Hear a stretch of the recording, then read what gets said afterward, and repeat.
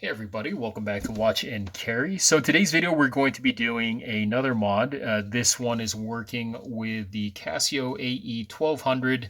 I forgot the submodel numbers, but this is one of the 1200 variations that comes on the black resin strap and black case with the red lettering on the masking on the bottom here. And so what we're going to do to this is starting with the watch, we're going to add a colored filter to probably the map, maybe the analog clock, one of those two. We're going to be using Lee filters for that one, and I've already pre-cut it here on the right side.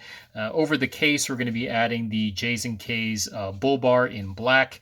I actually have a gold one that I wanted to put on here, but for now we're just going to make do with the black because the gold is still in the mail. And then we're going to add a strap. So this is a 22 millimeter Uncle Seiko GL831 rubber strap in OD green with the optional PVD black buckle. Really good looking strap, and because we have 22 millimeters here, we need to fit the 18 millimeters on the Casio, so we're going to be using this metal strap adapter by JaysAndKays. Okay, so really quick here, I'm not really going to show myself cutting the filters as I usually do in the other videos because I have so many of those, I just want to save some time. So let's go ahead and get right into it. You're going to go to the case back here and go ahead and take your screwdriver and undo these 4 small screws on the back.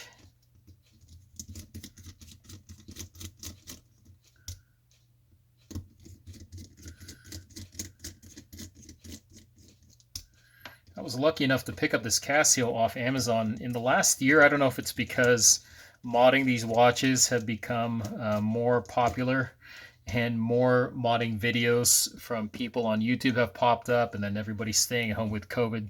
But man, the supply of Casio World Time watches on Amazon used to be so easy to find, and now it's few and far between to find this series of watch. I was able to pick this one up luckily before it went out of stock. So there's your case back. Okay, we'll put that to the side. Then you're going to have your module on the inside, and you can go from the 6 o'clock position here or the 12 o'clock position. You're going to look for this tiny notch here at the bottom where I'm pointing. You're just going to gently pry up and lift up the module. Okay, so there we go. We'll take that out, and then we want to get to this masking here because that's where we're going to apply our filter. Take that out, and then I'm going to put the module back in right away to limit dust from going in there. We'll set the watch off to the side. Now, I'm not going to show myself tracing and cutting this, but let me show you the general idea. So what I want to do is put a yellow filter underneath this portion of the masking. Okay, so what you do is you'll take your filter. So again, this is Lee brand's filter. This is their deep amber number 104 here that you can see there. From the supplier in the listing below, unfortunately, they are currently sold out. So you'll have to find another supplier. But just type in that name, Lee filter number 104 in deep amber. So you'll take your masking, put it underneath the filter like so. Make sure that filter is not kinked and it's pretty clean. You'll take a Sharpie and trace your shape that you want to cut out. Remove the masking and then cut out your shape, and that's what you end up with here on the right side that I've already done. Is it's already pre-cut over there. So now that you have your masking, we'll take our filters here, and I'm just going to start with the amber one first. So with this one, it would be best to do is use double-sided sticky tape. I don't have any, I just ran out, so I'm going to have to use super glue. Super glue, just remember, is quite caustic, so you really have to apply it delicately, and you do not want to apply super glue over dried up super glue. So we will go ahead and take our filter here and test fit it first over the window in the masking that you want to put it over. Okay, and what you want to check for is that obviously it covers that whole window, but make sure you have some extra amount of filter to the left and to the right, as well as up and down, so that way you've really fully covered that window and when you tilt the watch when it's reassembled, you won't see any of the bare display below. So that looks pretty good.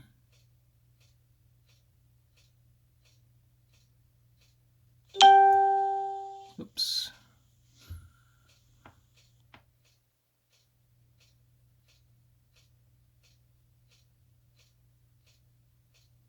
Okay, kind of like that. Now, if I had double-sided sticky tape, I would have put the tape down first, cut a small slip here, and then I would press fit the filter on top of the double-sided tape. What we're going to do is we're going to take our super glue here, and you're just going to take a very small drop here at the tip. This is a precision Q-tip, by the way. It's a really small dot. Okay, and I'm just going to hold down one side of the filter and touch the other side with the Q-tip right into the corner like that. So it's almost like you're putting a little rivet of glue. I don't know if you guys can see that right there in the corner. Okay. Now, if that super glue dries up, and let's say I take off the filter and then I put on a different filter, you just want to make sure that you don't put brand new super glue exactly over the previous super glue. What will happen, some kind of chemical reaction, when you reassemble the watch, you're going to get this glazed glue effect underneath the entire filter. It'll spread out from that dot and go over the entire filter. So as long as you don't touch new super glue to old super glue, you should be okay. So now that we've done that part, let's go ahead and switch our Q-tip over to the fresh side. Okay, again, take a small dot of super glue here, and this time I'm going to put it just to the corner right there, another little rivet like that. I guess if you want, you can go ahead and put more here so we can use the rest of this glue, and just put another little dot here, like so. Okay, and then I'm going to leave the rest of it. The one on the top I don't think I really need. So I'll let that sit for a couple of minutes, just making sure that it's pressed in, and we'll chime back in here with the video in a few minutes. Okay, so while that super glue is drying, let's go ahead and move on to our strap over here. So let me reassemble this really quick. Okay, we'll put that down. So to take off the strap here, very easy. Take a very thin tool, either a spring bar tool like this or a very small flathead screwdriver. Go to one of these spring bars and just kind of push inward, and with your other finger push outward on the strap to kind of loosen it away from the lugs of the watch like so. And we'll do the same for the other side as well. Okay, so now we are all set there. And then with these adapters, what you'll go ahead and do is, you can see here I've already attached my strap to the adapter. So very easy, just like a typical spring bar. You'll put in one side first and then the other to attach the strap to the adapter. Then to attach the adapter, you're going to look for the side that has the lever. Okay, and that part is going to go in second. You're going to insert the opposite end into the hole of the lug first. Hold it in place with one of your fingers, and then while holding that in place, go ahead and push on that lever with your tool towards the center and push down at the same time with this finger. Once you seat that spring bar down, go ahead and push in this direction and kind of wiggle the adapter a little bit till you hear a click.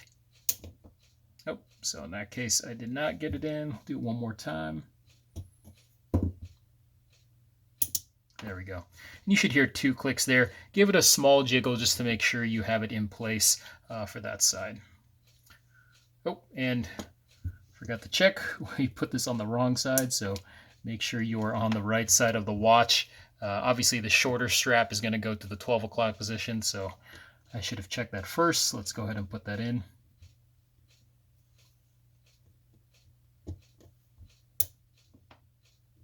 Okay. Switch this over and repeat for the other side.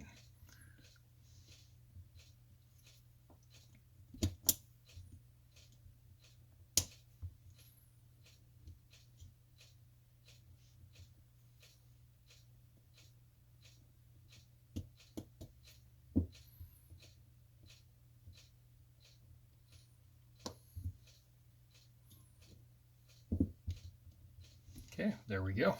So it looks like we're all set there. Okay, now let's go to our bull bar over here. So the bull bars here, you just know that you really want to limit how much this bull bar pushes against the relatively delicate finish on the case of the watch.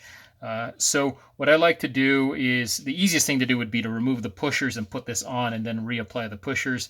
That's really going to take a lot of time. So if you really want to be careful about it, that's the best way to do it. But there's a lot of people that have done it this way too without any issue. So go ahead and apply one end first. So I'm going to do this bottom side. Okay, and then when you get to the top side over here, okay, you'll gently roll it over and then simultaneously push down on the pushers, so that way this top portion of the bull bar can clear over the pushers. So I'll go ahead and push this down. I'll press down on the buttons over here on the left side and then on the right. Okay, and then you'll just kind of roll it over like that and it'll click into place, and I'll just kind of roll it on my mat here to click it the rest of the way, and you're all set with your bull bars. Okay, ready to go. Okay, if your O-ring drops, go ahead and just take a look at this. Just know that you have a small projection here at the 12 o'clock position, so that part of the O-ring should be going towards the shorter end of the strap right there. So we'll set that guy in place. Okay, I think our glue is dried here with the super glue, so we'll go back to that. Okay, take a look at our work. So what I like to do here with the screen is I'll kind of tilt it up, tilt it down, tilt it left, and tilt it right. Okay, and you need to make sure that you don't have any openings on all four sides. Sometimes if your filter is cut too short and you turn it to the side, you'll be able to see all the way through, and that just won't look pretty when you reassemble the watch, because you really want that filter to occupy the whole window. Once you feel like you have that pretty covered pretty well, go ahead and flip this over. Just make sure you don't touch the back, and you can go ahead and give this a quick blast of air. I have an air blaster here. See in front of you. Okay, when it comes to the opposite side, if you have any dust on this side, you just need to be very careful. So you can take a clean Q-tip or something else soft, okay, and just set that down on the table. And then I put this supporting the filter from the back, like that. And then I just give a light, very light blast of air, just to make sure I don't accidentally blow the filter. That's why I have that Q-tip there at the bottom. Okay, so now we're all set with our filter. We'll go ahead and take this and set this to the side. Go back to our watch here. Okay, we'll go to our 6 o'clock position here. Lift up carefully. Okay, like so. Just make sure your 6 is really on one. You just make sure you know where your 6 o'clock position is, because you don't want to put your filter in backwards. Okay, now if you have any dust inside the case, one trick you can do is kind of flip this over, kind of blast air from the bottom, so that way it moves in one direction and the gravity will kind of take the dust down. So that looks pretty good. We'll put in our filter like this with the analog clock at the top left position. Set it down, go ahead and tap this down so the masking sits flush. Okay, kind of like that. We'll take our module, go ahead and give this a quick blast of air. Flip this over and insert down like that. Now once you get to this step, you're going to look for these 4 contacts, 1, 2, 3, and 4. Okay, you need to apply a little bit of pressure with one finger and pull towards the center on those 4 contacts. So we'll go here first, 1, 2, and you'll notice the modules sit down more into the case when you do that, 3, and 4. Very important that you do that, because that ensures that the pushers here on the outside of the case are interacting with the internal watch module properly. So now that that's sitting in place, check your O-ring, make sure it's sitting inside of its trough very well. Take your case, oriented in this fashion. Again, our 6 o'clock is on here. Set this down like so. Okay, and then we'll flip this over, kind of take a look at our work.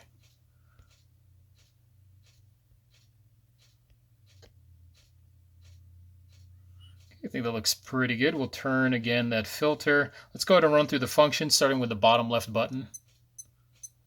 Okay, that works. Bottom right. Good. Top left. Good. And then for the light, light still works. So now that we know our functions work and the filter looks good, we can also check for dust on the other side or any kind of debris that might be in the case. And once that looks clear to you, go ahead and take your 4 screws that you removed at the beginning, and we'll put those back.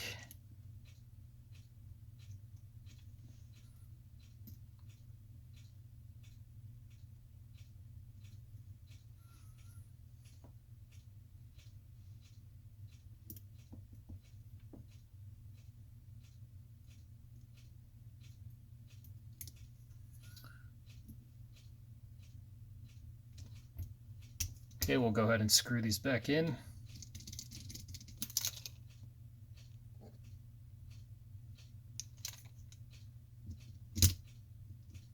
And don't tighten these yet, just put these screws in loosely.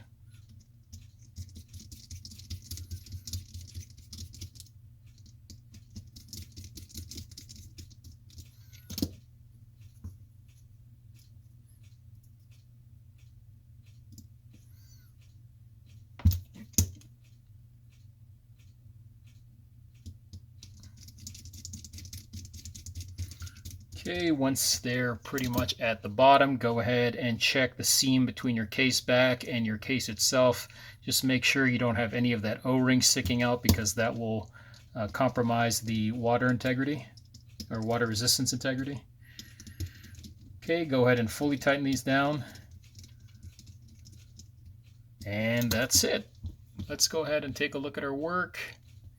So yeah, I think with the gold would look much better on this case, because it would give a little contrast and also pick up that yellow from the filter. But just a really quick, simple mod I wanted to give for you guys. I was just kind of brainstorming tonight, so I thought I'd go ahead and film this. Of course, if you want to put more filters, you just repeat this whole procedure, but instead of just tracing that, you trace the other windows as well, and find the color combination that works for you. Some questions people are asking is, how does filter affect visibility? So it obviously affects the color. It's going to affect the readability based on the type of filter you use. So as you can see here, you compare the bottom here to the top, non-filter versus filter. I actually think it's a little bit easier to read with this filter because it's yellow. It kind of accents the black indices below it very well. But if you were to use something like a blue, like a dark blue, I could see that being much harder to read. In any case, all these filters that you're using are going to be transparent to some degree, so your backlight should still work. But in most cases, the backlight does not take on the color of the filter. It's either going to be the normal color, which is that, if you look at the bottom here, that traditional orangey yellow, or it's going to blend in with the color of the filter and give like an off shade of yellow. So just some things to know over here. So anyways, guys, that'll do it for today's video. Let's go ahead and do a wrist shot for you.